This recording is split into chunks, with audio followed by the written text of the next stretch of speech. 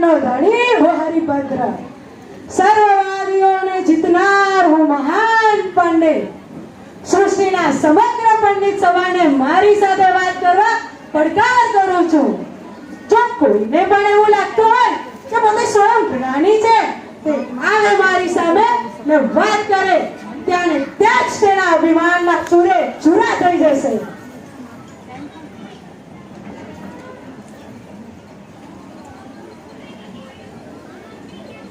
શું બધા જ વાદીઓને મેં જીતી લીધા છે કે હવે કોઈ વાત કરવા નથી આવતું? નક્કી છુપાઈ ગયા લાગે છે. જો એ પાતાળમાં છુપાયા હશે તો આ કોદાળીથી ખોલીને એને બહાર કાઢીને જીતીશ. જો એ સમુદ્રના પેટાળે જઈ છુપાયા હશે ને તો ઝાડ નાખી માછલાની માફક બહાર કાઢીને તેને જીતીશ.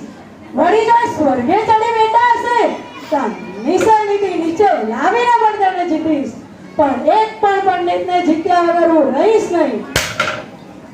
એટલું જ નહીં, હું આજે પ્રતિજ્ઞા લઉં છું કે કોઈ પણ વ્યક્તિ મને હરાવશે કે કોઈ પંક્તિનો અર્થ મને નહીં સમજાય તો આ જીવન તેનો શિષ્ય બનીને તેની સેવા કરીશ.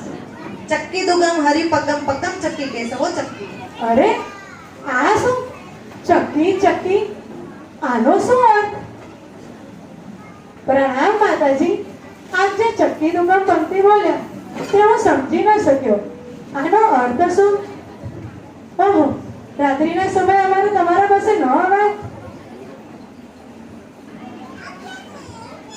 પ્રણામ મહર્ષિ. આપ જે માતાજી પંક્તિ બોલ્યા ચક્કી દુગમ તેનો અર્થ હું સમજી ન શક્યો.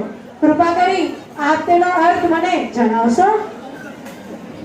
આવું અનંત જ્ઞાન જૈન શાસ્ત્રોમાં?